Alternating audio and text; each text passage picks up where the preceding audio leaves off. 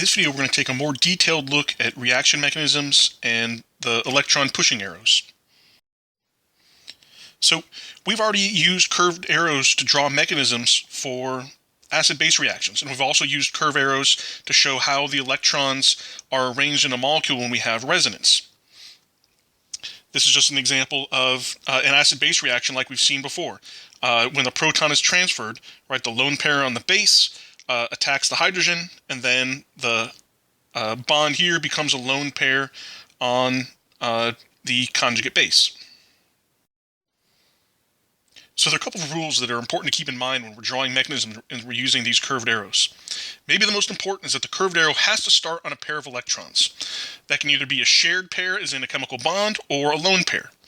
So in this example down here, right, this arrow is starting on a lone pair, this arrow is starting on a bond, and both are okay. If we look at this other example below, sometimes you'll see people draw curved arrows without drawing in the lone pairs. I think that's a mistake. I think it's important to always put the lone pairs on our molecules when we're drawing reaction mechanisms. And so you can see this first arrow is okay because it's starting on a lone pair, right? This second arrow is a problem, right? They didn't tell us there was a negative charge on that carbon, so that carbon doesn't have any lone pairs, and so we can't start an arrow on that carbon. All right. The second rule is that the head of the curved arrow shows either the formation of a bond or the formation of a lone pair. In the first case, we're forming a bond between that oxygen and carbon, and in the second case, we're forming a lone pair on that chlorine. Another really important thing to keep in mind is that we can never show carbon forming more than 4 bonds, right? We cannot violate the octet rule. So if I tried to draw a step in my mechanism where we just did this first step, that would be incorrect because we would be forming a 5th bond to that carbon atom, right? This is why in this mechanistic step, we have to use 2 arrows, because when we form that bond between the carbon and the oxygen, we've got to remove one of those bonds in order to not violate the octet rule. So there are 4 main ways that electrons move in polar reactions, and we're going to look at each one of these. Our first example is nucleophilic attack, and this is where a nucleophile, something that likes positive charge, attacks an electrophile, right? Something that likes electrons. And we've seen examples of this already. These are just Lewis acid-base reactions, right? So the tail of the arrow starts on our nucleophile, starts on one of the electrons on the negative or the partially negative species, right? And then the head of the arrow ends up on the electrophile, right? The thing that's positive or has a partial positive charge. And this ends up forming bonds. When we have nucleophilic attack, we're going to be forming bonds. Now, it is not uncommon for a nucleophilic attack to require more than 1 curved arrow.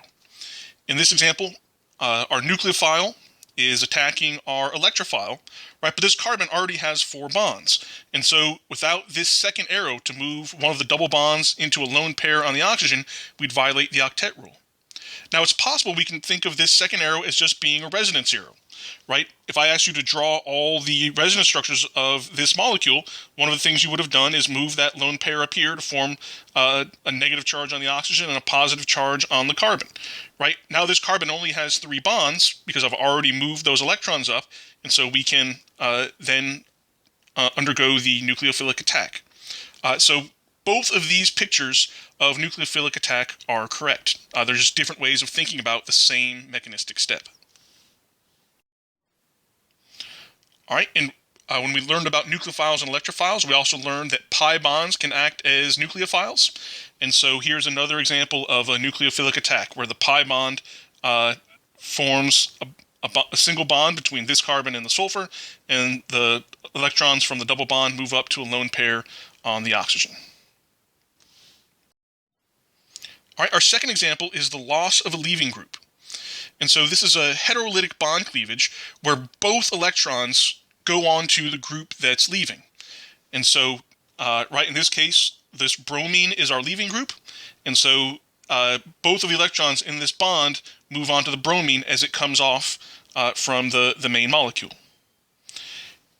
And just like we had for nucleophilic attack, it is sometimes common to have more than one curved arrow to represent the loss of a leaving group.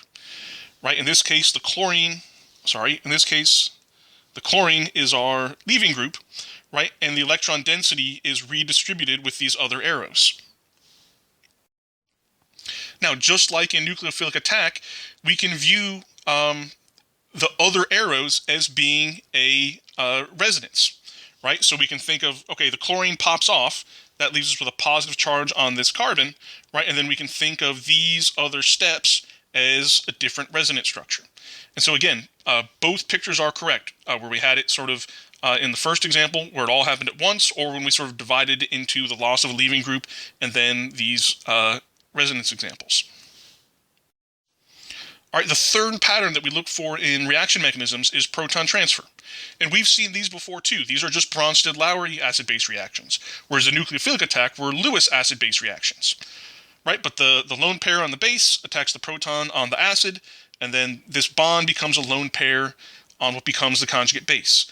Now, it's not uncommon when we have water, or in this case hydronium ion or hydroxide ion as reactants. They may not be the main compound that we're interested in, so then rather than writing it as a regular reactant, we sort of put it over the arrow, and then we don't even show what it becomes, right? Because, this is going to end up becoming water, which they didn't show, and that's not uncommon, right? So what we're not showing is that we also produced this water, and we just do that to kind of keep things clean, right, and to focus on, whatever compound it is that we're primarily interested in. Now, sometimes you'll see people do what they've done here below, and so they don't show where the base is in this case, right, and they're just showing the proton leaving, and they're just showing it with one step. You may see this sometimes. I don't particularly like it. I think it's important to always show right where that base is. Okay, and just like our first two patterns, it may be necessary to have more arrows to show the complete electron flow when a proton is exchanged. In this example, we have 3 arrows as the electron density moves up onto this oxygen. And just like our other examples, we can think of this as sort of a proton transfer step followed by a resonance, right? So this is the acid-base reactions. This is the acid-base reactions we've seen before, right? The base attacks the proton, the bond becomes a lone pair, right? And then we can think of the subsequent arrows as being resonance steps, where the lone pair becomes a double bond moves up as a lone pair onto the oxygen. All right, the fourth pattern we're going to look at are carbocation rearrangements. Later this semester, and particularly in Orgo 2, we'll look at different types of rearrangements. In this chapter, we're just going to focus on carbocation rearrangements. And so to understand carbocation rearrangement, we need to think a little bit about what carbocations look like.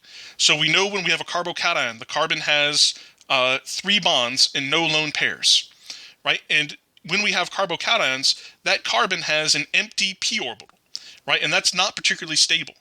One thing that can help stabilize carbocations, and this is something that we talked about when we did mass spectroscopy, is that when we have more carbons on the carbon that has the carbocation, they're more stable. And the reason that they're more stable is because of a phenomenon called hyperconjugation. So when we have this empty p orbital of the carbon atom, and we have neighboring carbons with CH bonds, some of the electron density from the CH bond can be donated to the empty p orbital to help stabilize it. And the more carbons we have around the carbocation, the more hyperconjugation we can have, and the more stable that carbocation will be. And so in general, right, tertiary carbocations, where I've got 3 carbons attached to the carbon with the carbocation, is the most stable.